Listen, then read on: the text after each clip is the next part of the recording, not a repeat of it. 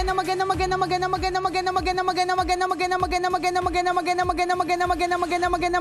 morning.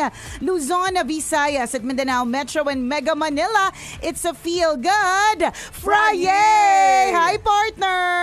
Hi, partner! Hi, mga kabisyo! Hello po! Kumusta naman po ang inyong dito po sa Pasay ay maulan na Friday. Ayan. Oo nga. May mga nalulungkot kasi may mga lakad na hindi natuloy.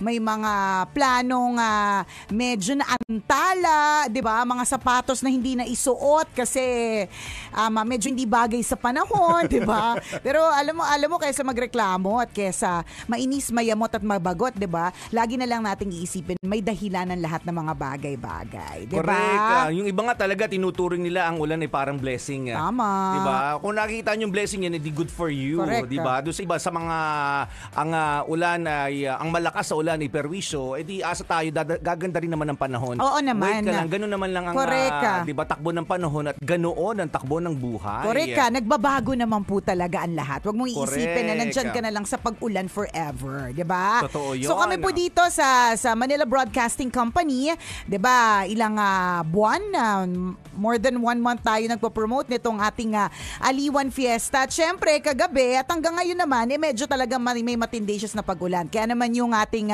Pascualia concert kagabi, usually outdoor siya. 'Di ba? Napakapalad naman natin dahil meron tayong sariling theater, 'di ba? So inilipat siya sa Aliw Theater kagabi. And I know na pati po yung ating Reyna ng Aliwan, kung gusto niyo pong manood tonight, doon din po sa Aliw Theater. Yan, di ba? Ang bongga nun, no? Ganyan. Aliw Theater, shala kaya yung theater na yan. Diba? The very iconic Aliw Theater. Kurika. Yung parang, ang ganda talaga dyan, promise. Lahat ng madami mga bongacious na mga shows, di ba? Na mga artists, mga legends na nakapag-perform na po sa stage ng Aliw Theater. At yung iba talaga, may mga kaibigan ako, hindi pa sila nakakapasok ng Aliw Theater. Tama, partner, pangarap totoo. nila makapasok ng Aliw Theater. So this is your chance, mga kaibigan. Kung gusto niyo makita kung gaano kaganda rin ang Aliw Theater, maliban budo sa mga mapapanood natin mamaya ng mga kandidata, this is your chance to picture. To visit Aliw Theater.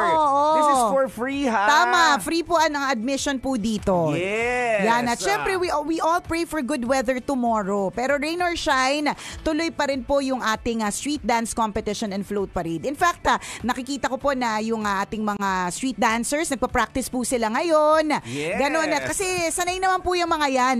Oo, kasi kahit saang parte ng kanilang lugar, kahit na umuulan, sila din po ay nag-compete pa rin. Ganyan. Kahit anong panahon na, yes. diba? Ganyan sila kalalakas. Ano sila anong tawag dito? Ang titibay nila parang feeling ko, partner, kung ano man yung vitamins nila, gusto kong tanungin. At kung sino man yung guardian angels nila, gusto ko rin tanungin kung pwede maki-guardian angel din. Kasi alam nyo po, nasasaksihan po namin lagi kung gaano katindi mag-perform yung ating mga street dancers. Talagang every performance, kung saan man merong performance area, talagang to the maximum level. At nakikita po namin, after their last performance, na minsan yung iba, pagka-exit, hindi naaabot sa backstage or hindi naaabot dun sa kasamahan nila, mahihimatay na sa pagod, sa gutom, sa init, sa lamig, or whatever it is. So sabi ko, grabe talagang ang tindi pala nung resistensya talaga na kailangan para ikaw ay maging parte ng ganitong klaseng competition. Hindi po siya talaga basta-basta, promise. Kung tayo, partner, TikTok pa lang hindi tayo makasunod. Malamang itong street dance partner, hindi talaga tayo pasok dito. Diba? Rehearsal pa nga lang ng TikTok. Ito yung gagawin nyo, 15 seconds lang to. Tama. Tapos 5 practice, pagod na. Correct, ang dami na namin. Sunod pa ba? True. Tama na. Ang dami na naming reklamo. Sinasabi pa namin, ang hirap talaga kumita ng pera. Bakit naging social media influencer na din tayo? Dati radyo lang naman. Ang daming sinabi.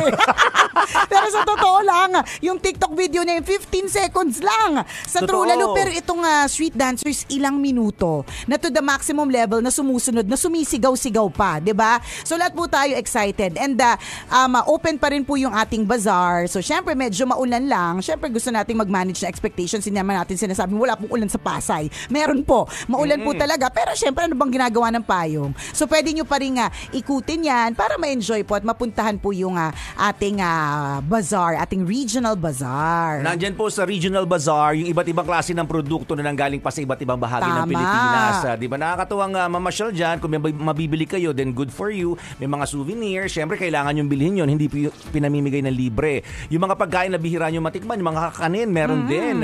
Laging ang habol ng mga empleyado dito, yung empanada. Tama. Diba? Kung hindi kayo nakakatikim ng empanada, ito, pagkakataon nyo na rin na makatikim. Correct. Habang nandito kasi, ang aliwan. Partner, iba yung Ilocos empanada na legit, na talagang yung kulay orange na nakababad sa mantika. Tapos iba din yung longganisa nila. Meron mga ganyan naman sa Manila eh. Pero parang as somebody who really goes to Ilocos, and I'm going to Ilocos soon, yan. Talagang iba yung feels nung kanilang empanada. At nandito po yan. Yes. 'Di ba? Kung wala kayong panahon, budget para makapunta talaga sa Ilocos, nandito po meron pong vegan empanada. Yan. Marami excited mamaya. Second day ng Aliwan Fiesta, mga kaibigan. Reyna ng Aliwan. Kung mahilig po kayo sa mga pageant, ang mga kaibigan natin mga akla, eto na. This is it. Labanan na po mga akla. Ilan sila? 20 na maglalaban-laban. 20 reyna ng Aliwan na candidates representing different provinces. Ayan. Punta po kayo sa Aliw Theater. Located po ito sa CCP Complex dito sa katabi ng Star City. Yes. Malapit po sa may Rojas Boulevard. Correct. Yan. Pasyal kayo. Indoor po ito. Covered. Kung lumakas man ng ulan, huwag kayong mag-alala. Safe po kayo. Tama. Sa napakagandang Aliw Theater. Doon po gagawin ngayon. Mamayang gabi. So kung ikaw naman ay taga-area ng Laguna or Los Baños, ayan, nandyan naman po ako mamayang 3:00 ng hapon sa Robinsons Los Baños. Ingatan nyo po, nandyan po ako, mandarambong, mandurukot. Nagnanakaw ng lakas, nagnanakaw ng brief, charat. Hindi, nandyan po ako sa opening ng brand new store ni Mayat De La Rosa Fine Jewelry. So I will be there sa kanilang opening. So sana po magkita-kita po tayo. Hindi ko alam kung anong weather ngayon sa LB o sa Los Baños, pero magkita po tayo. Robinsons Los Baños mamaya pong hapon 3:00. Sino kasama mamaya sa Robinsons? Syempre ako lang, 'di ba? Kailangan ba may mga kasama?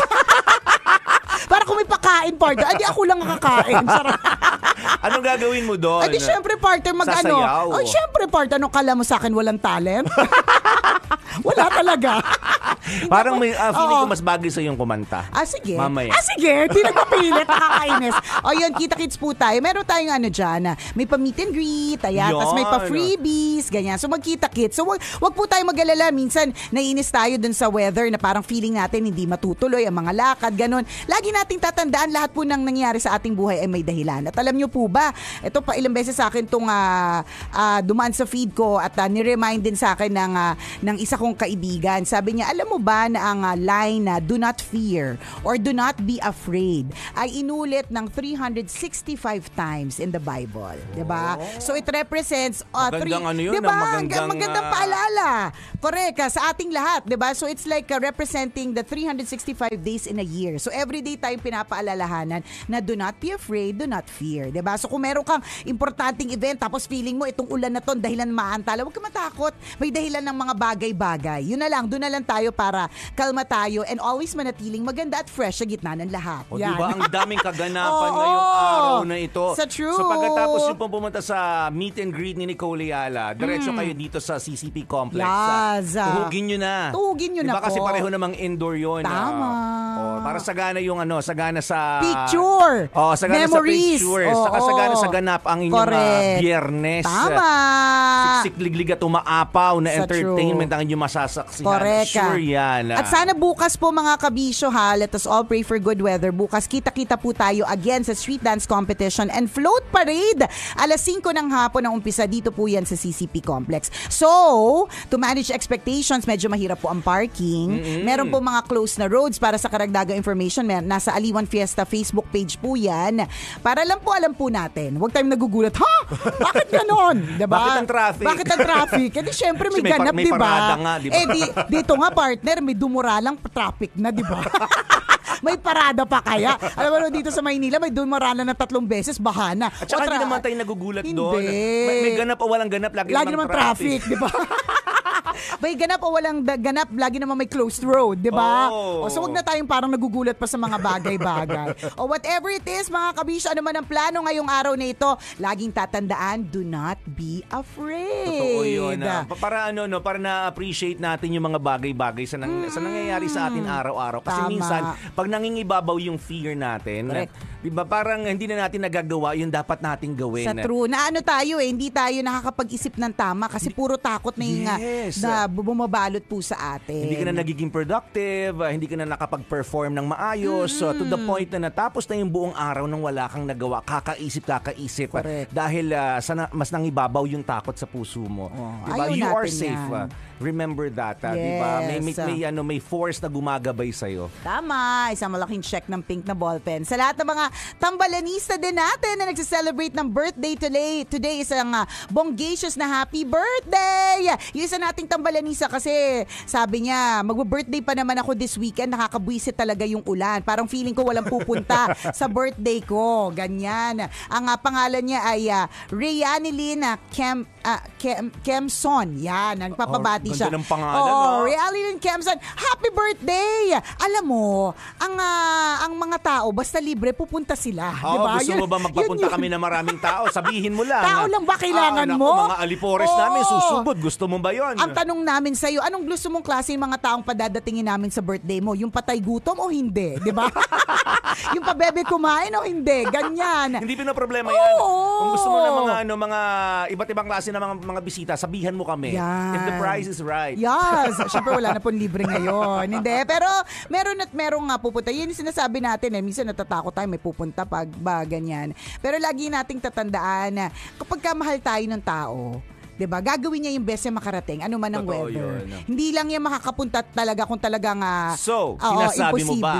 Na Bakit nangangamba ngayon si Rayannilyn? Hindi, sinasabi ko nga sa kanya na huwag siyang mangamba. Huwag siyang mangamba kasi kung talaga mahal siya ng mga kaibigan niya, pupuntahan ano man ang weather. Hindi lang yan talaga makakapunta kung lubog na po sila talaga sa baha. Intindihin mo naman. Huwag ka namang kung signal number 4 na, aasa ka pang maraming ma-attend sa birthday mo. Huwag ka namang ganon, diba? Ikaw na talaga may ugali dyan. Diba? Meron talagang dahilan. Halimbawa, may anak silang kailangan bantayan, hindi, alam mo, yung bubong nila, hinahawakan nila para hindi lumipad. Huwag kang umasa makakarating, diba? Pero yun yung lagi mong tatandaan. Kung talagang, diba, sabi nga nila, kahit na gaano kalayo yung okasyon, kung talagang mahal ka ng tao, kung talagang tunay na kaibigan mo yan, pupuntahan nila talaga yan. Ganon. So, huwag kang matakot. Natatakot ka ba? Kasi, yun nga yung tanong ni Parter. So, bakit ka natatakot, Rayannilyn? Diba? So, alam mo sa sarili mo kung may ugali ka. Yan. Diba? Matatakot ka talaga walang ng slide. umattend sa party mo. Ganun. Alam mo na ang sagot. Pero kung alam mo sa sarili mo na mabait ka, di ba talaga pala kaibigan ka, sincere kang kaibigan, huwag kang mangamba. Lahat yan darating, invited or hindi invited. Correct. Alam mo, naalala ko isang kaibigan ko na ganyan. Kaya siya kinabahan na hindi makakapunta yung mga tao kasi umaasa siya na yung mga kaibigan niya, kasi mga kaibigan niya mga yayamanin. Normally pag nagre-regalo sa kanya pera yung regalo. So itong friend ko na ito, okay lang daw i-share ko tong kwento ko. Yung friend kong ito, partner, nagpa-party nang hindi niya pabayad yung mga supplier. Kasi nararamdaman niya nga magbibigay yung mga bisita, yun yung pambayad niya. Hindi dumating yung mga inaasahan niyang dumating. Partner, sinasabi ko talaga sa'yo, naghugas talaga siya ng pinggan.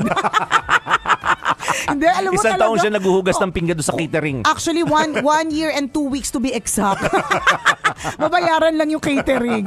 Nakakalurke. So yun yung sinasabi namin, Rayannilyn, anong dahilan ng takot mo, 'di ba? Syempre, dahil ba yung pambayad manggagaling ba dun sa bisita? Syempre, of course, normal lang naman matakot kasi kung matagal mong pinaghandaan, tapos sayang naman lahat ng effort, 'di ba? Tas iilan lang talaga ang pupunta, pero ituloy mo lang, ang mahalaga naman mas celebrate yan yung birthday mo. Celebrating life, 'di ba? Na binigyan ka na naman isang taon ng Diyos. Lagi natin tatandaan, every time na binibigyan tayo ng birthday, kahit nga hindi birthday, every time na binibigyan po tayo ng gising. Ibig sabihin po nun, hindi pa po tapos ang Diyos sa atin. Meron pa po tayong gagawin. So, yun yung dapat nating sineselebrate. Sarap isipin doon, the fact na gising ka ngayong araw na ito, birthday mo o hindi mo birthday, it's a cause for celebration. Correct, di ba? Totoo yun. Kaya so, let's celebrate life. Correct, punta pumunta ka na sa Aliwan Fiesta, libre ang celebration din dito. Pero dun sa mga kaibigan na realin, kung kayo po ay mga friend niya, puntahan nyo naman po siya sa weekend, ha?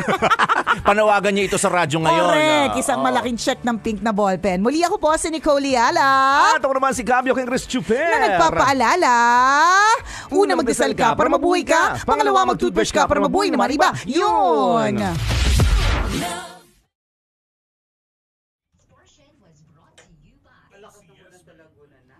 Naku.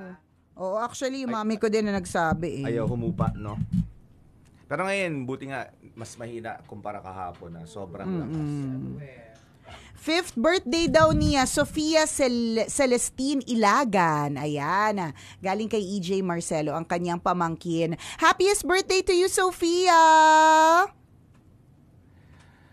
Pinapabati ni Giselle Villegas ang team Abenson Q-Av. Uy, nakatutok sila.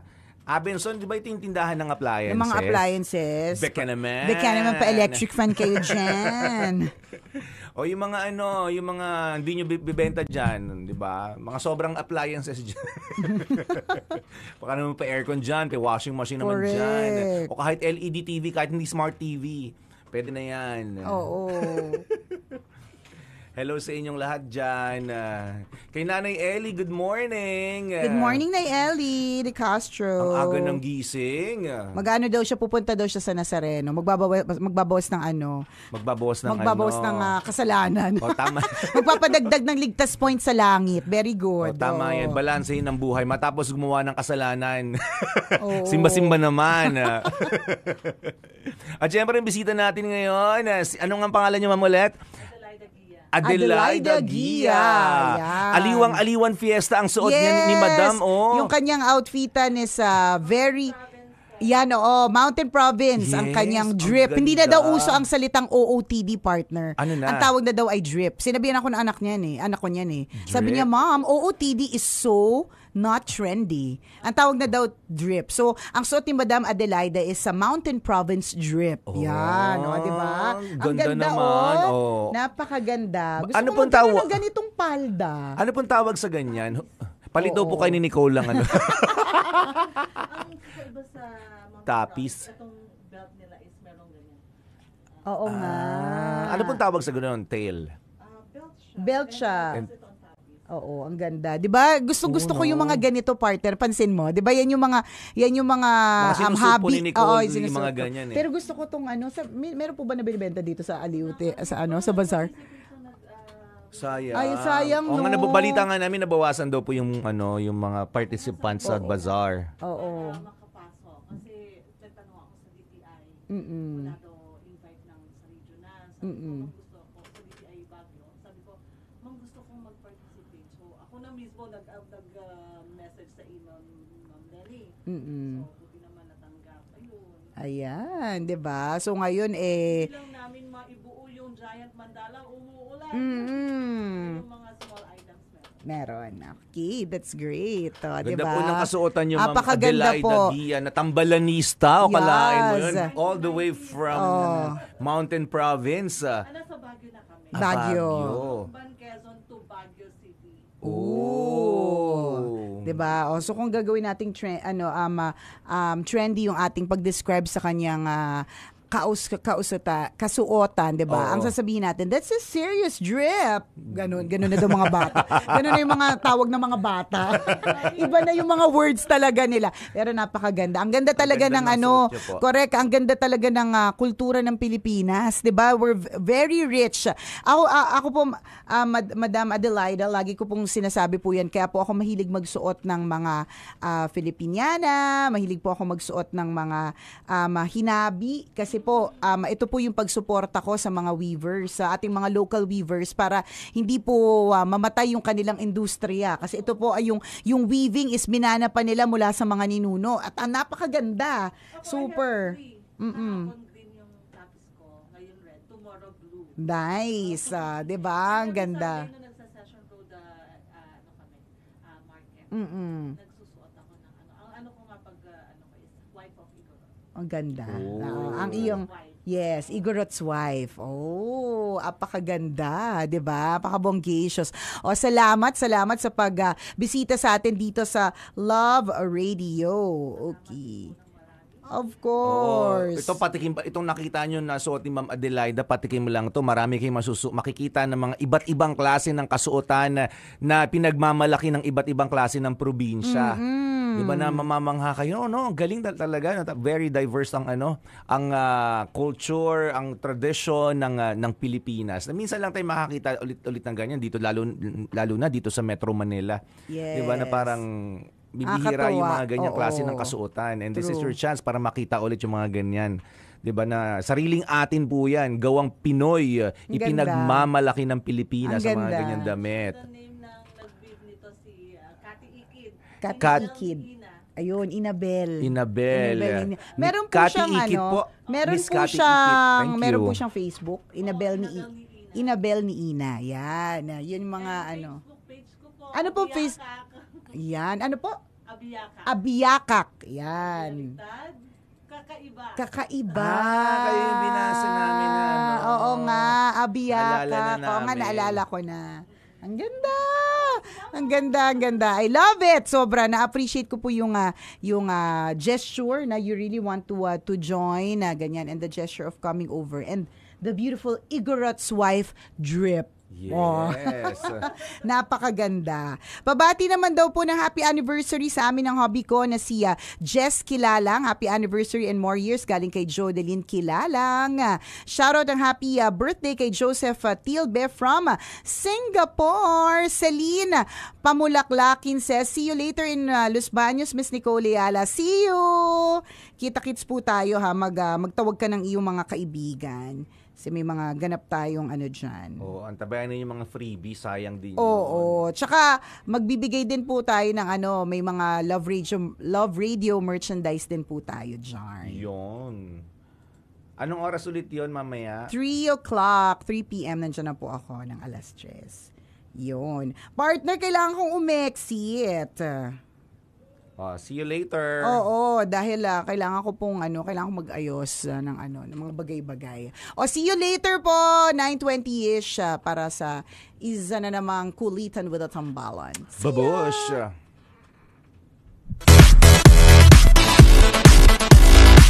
No.